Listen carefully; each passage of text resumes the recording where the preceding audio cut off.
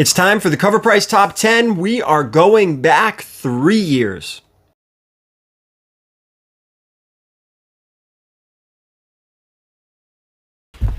All right, guys, we're going back 3 years. This is going to be a fun list. And if you go back 3 years, 2021, we were at the height of the comic boom, post-COVID, mid-COVID, whatever you want to say.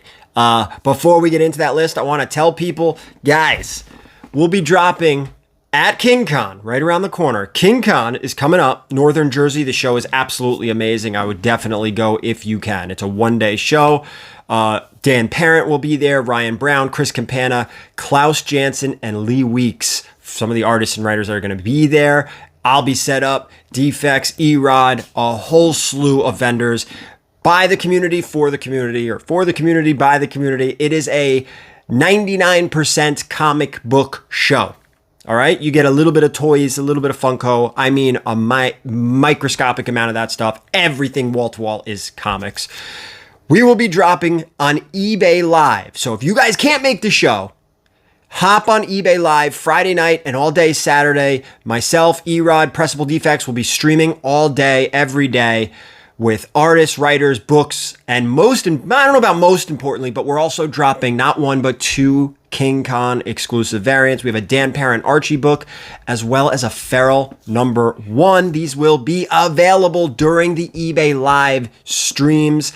I'm not sure if they're going to be available at the show. I think they will be, but they will be on eBay Live. Super duper crazy, affordable exclusives. All right. All weekend long on eBay Live. You could follow me at VERYGARY Comics, Pressable Defects, and Express CBP for Erod. All right, that's it. That's the spiel. Let's get into the list. And a reminder, this list comes to us from our friends over at Covrprice. Guys, there's a discount code down below for Covrprice. Use it. It's a phenomenal tool to check the value of your books. Also, sales data, current market value. It's tremendous. It's great. With that, let's get to number 10. This is Department of Truth #1. This is the Jenny Friesen Cover B variant. Now, 3 years ago, it was noted that Department of Truth's TV and film rights were picked up by the production company Sister, run by producers Elizabeth Murdoch, Stacey Snider, and Jane Featherstone. This announcement lit a huge fire under all the various covers, and this Friesen B cover selling for $20 raw and $137 at a 9.8. Now, 3 years later, with little news since, it has settled to $7 raw, $55 at a 9.8. While it is a bust, it's important to know that both COVID and the Hollywood strikes derailed many projects. Tynion has noted that this is still in the works. Not to mention that he just announced that he started his own production studio, Tiny Onion.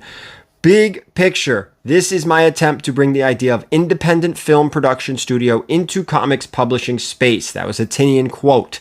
So while this doesn't specifically mean that he's personally turning his comics into content, I say Tynion, I'm not really sure how you say it.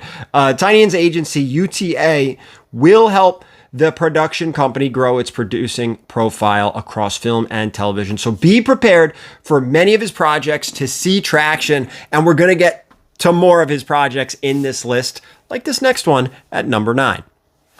This is the Department of Truth #1. This is the cover A. Now, 3 years ago, on the heels of Something is Killing the Children and the Department of Truth, James Tynion IV quickly became comics' new it guy.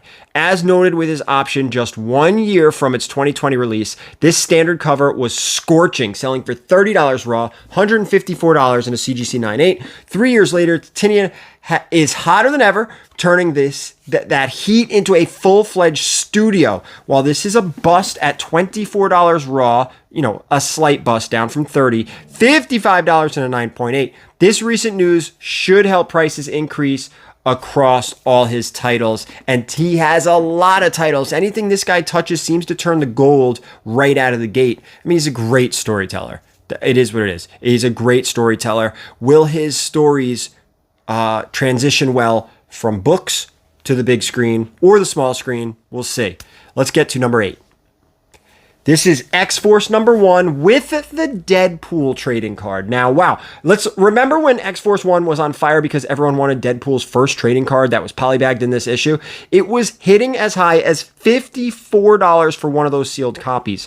There are 17 14 slight variations between this book when you track each individual card. The newsstand, the negative UPC, the standard, the second print, Australian edition. However, most of those didn't matter as folks only wanted the Deadpool card. 3 years later, this is back down to an FMV of $6. It was always a running joke that the market was in dangerous territory when an X-Force 1, one of the highest printed comics of all time, would ever be worth more than $1. But of course, that time came in 2021, a notable crazy year for the comic book aftermarket. This is a huge bust. I remember, now I don't remember what I sold it for, but I remember during this time having an X-Force 1 with not one, but 2 Deadpool cards in it. It was an error. I mean, you can't tell it's an error once you open the poly bags, but you had 2 Deadpool cards in it. I don't remember what I sold it for, but I thought it was kind of cool. Still getting through this cough. What are we up to? 7? Yeah, 7. Let's get to number 7. This is Marvel Spotlight number 4. Finally, like a real key here. It was 3 years ago this week when Wanda on WandaVision wandered into Agnes's basement to discover the Darkhold, a book of ancient scrolls written by a Marvel villain named Cthon, the world's first dark magician. At the time, fans debated if Marvel would develop the Darkhold more and introduce a much darker side of the Marvel universe. This issue is the first appearance of the Darkhold, and it trended at $90 raw, had a high sale of $429 in a CGC 9.0. 3 years later, Marvel developed the Darkhold more, featuring a key role in Doctor Strange and the Multiverse of Madness. The film disappointed MCU fans, marking one of the largest cracks in the perfection that was pre-Endgame MCU. Interestingly enough, CGC 9.0 prices were a bust at $90 today. However, this is weird here, guys. Near mint raw prices have not only held, but have increased to a fair market value of 108.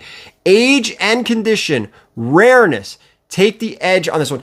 Guys, I love Bronze Age keys. I love silver. I love bronze. This is a real key. Now, of course, that 9.0 was a crazy inflated price due to the market, but this is a real Bronze Age key, and you can tell because the raw copies have increased in value. Now, maybe with Agatha around the corner, Agatha Harkness, you may see a little bit of an uptick. You're never going to see those 9.0 numbers again because I don't think the Darkhold will ever be that important again. But I don't think we've seen the last of it. I don't think we've seen the last of Cthon. I don't think we've seen the last of Scarlet Witch's story. I don't think she is gone. I think there's a lot more to tell. And with that, let's get to number 6. This is Fantastic Four number 185. It's been 3 years since the comic book community talked about the WandaVision show on Disney+, speculating about Mephisto and arguing whether or not the Young Avengers might appear in the finale. It's also been 3 years since people started buying this book, the first appearance of Agatha Harkness. This is not 185. I'm sorry. Agatha Harkness' son, Nicholas Scratch. I apologize. In hopes he may have a connection to the series. At the time, near mint raw copies of this book were selling for $30, with buyers shelling out more than $700 for a graded 9.8. Granted, it was from 1977. 3 years later, this book has seen mixed results in terms of market value. If you bought a raw copy in 2021, then you're doing pretty well since the prices increased to $44, making it a boom. Collectors who purchased at the high might be disappointed as prices on graded 9.8 copies have dipped considerably to $252, making it a bust. Considering Agatha, the Darkhold Diaries, which they've actually just announced they're dropping the Darkhold Diaries part and they're just calling it Agatha, but they've changed titles about 10 times. It's right around the corner, and this book could be relevant very soon. Nicholas, a powerful wizard supervillain here, has direct connections to the dark side of the MCU, including Dormammu and Mephisto, so other connections could develop down the line. I really liked WandaVision. I really like Scarlet Witch. I really like Agatha. I'm very much looking forward to this series because I'm a sucker for the magic side and the darker side of the MCU. I'm really curious what they're going to do. Now, again, you do have a key, and I think it's interesting. You saw a minor key, but a key nonetheless. The last 2 books on our list were real books, not FOMO-style books, real books with some history, some storytelling, and you've seen the raw prices increase. Now, how many books can we talk about that have increased since 2021? I also think there was a crazy premium on graded books during this time, and now the graded books have come back down to earth. I'm thinking the market today is pretty solid, and we're kind of where we're going to be. I'm going to be surprised if things continue to dip. I feel like I've been repricing books for King Con, which I do before each convention. And a lot of the stuff that I repriced either stayed the same, increased slightly, or decreased very slightly. And the last time I priced stuff was October, which means about 6 months ago. And the market's holding. A little bit of increase, a little bit of decrease, but it's basically holding. The raw stuff, I like seeing it increasing. Let's get to number 5. This is Captain Marvel #1 from 1989. The debut of Monica Rambeau was a pleasant surprise during the WandaVision series, so much so speculation on her keys as Proton, Captain Marvel, and beyond started to catch heat. Now, 3 years ago, her first solo as Captain Marvel took off, hitting $35 for a near mint raw copy and $350 for 9.8. Now, despite starring in the Marvels late last year, the excitement around this character seems to have died down for the moment. Collectors can find raw copies of this issue for about $10, and 9/8 are selling for about $79, which I think is a fair price. It should probably be a little closer to $100, but $79, you're getting there. I always think a 9/8 for a modern key, which this is, $100 should be like the bare minimum. It's going to cost you like $30 to get it graded anyway, $35. Then you add the price of the book at about $10, so you're at like 50-ish with shipping, give or take. Having a perfect, near mint 9/8 copy, I feel like $100 is fair. So I think it's a little low. Could bounce back a little bit as the market continues to correct. Let's get to number 4. This is Taskmaster #3. I vaguely recall this issue heating up 3 years ago, but upon more recent research, it's still fairly valid spec. The issue features the first appearance of Taguchi, I'm probably saying that wrong, a villain turned hero from South Korea. After facing the Tiger Division in this issue, he's ultimately freed from the body-snatching villain Mongdal and returns to normal in Black Cat Volume 2, Annual 1, if you guys are paying attention. This book was brand new in 2021 and started strong at $27. Now, no graded copies were available then, but the book hit $155 in 2022. 3 years later, things have cooled down a bit, but it remains a strong key today. Now, near mint raw copies can be found for $20. That's a fair price. 9/8s are selling for about $50. So this one's kind of a push considering the character's potential as a fairly new creation. So, not super FOMO-ish. Solid character, holding value. I'm telling you, the market, it's interesting. It is. Let's get to number 3, which is crazy that this book is on the list. This is Spawn #1 from 1992. 3 years ago, Spawn was topping the sales chart yet again based on the heat from the new ongoing series focusing on Gunslinger Spawn, Medieval Spawn, Redeemer Spawn, and She-Spawn. At the time, this book sold for an average of $35 near mint raw copies and just over $200 for 9.8s. 3 years later, this book, as ever, remains steady. Near mint raw copies have gone up in price a bit to an average of $40, but 9/8 copies have dipped to an average of $139. That could change in a day if the Todd father decided to make a surprise movie announcement. This one, despite the dip in graded prices, remains a push. It's crazy to me that Spawn sells as well as it does because there's so many copies, but I get it. Like, it's a major character. It is no debate. It is Image's most important character, right? Image, it just is. It's still ongoing. Movies, cartoons, comics, toys, Spawn's everywhere. Okay, let's get to number 2. Before we do, I just want to remind you guys there's a discount code down below. I don't get anything, guys. If you use that discount code, I don't get anything. It's literally just from Covrprice to you guys.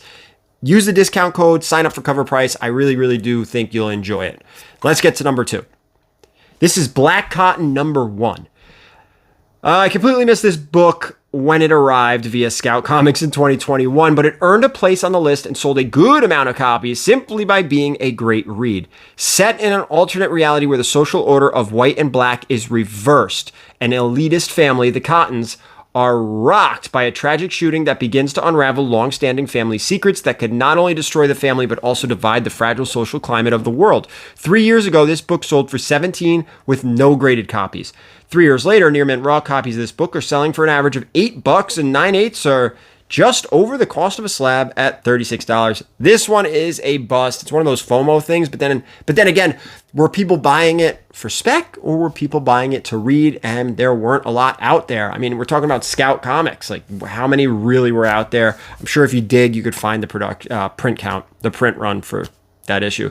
All right, let's get to this last one. Number 1.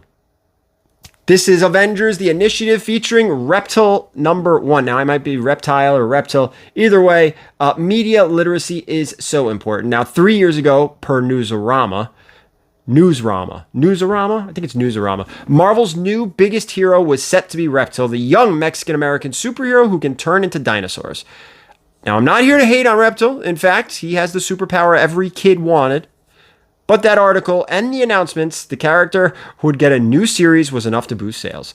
At this time in 2021, near mint raw copies hit a high of $70, and 9.8s were selling for an average of $350.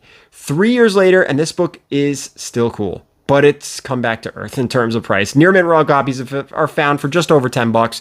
9.8 copies of this 2009 one-shot are now selling for an average of $71. This book is currently an underrated key and deserves more love, but for now, it's a bust. At these prices, you might as well take a stab at it. Why the hell not? And that's it. That is our list today, guys. I want to thank you so much for watching. I love that the real keys in this list increased in value on the raw side, decreased on slabs. Again, I think the slab stuff was definitely getting an extreme premium during this time, but it's nice to see that there was some slight increases on the key issues, the ones from the 70s. With that, we are done. Thank you so much for watching, and as always, keep it comics.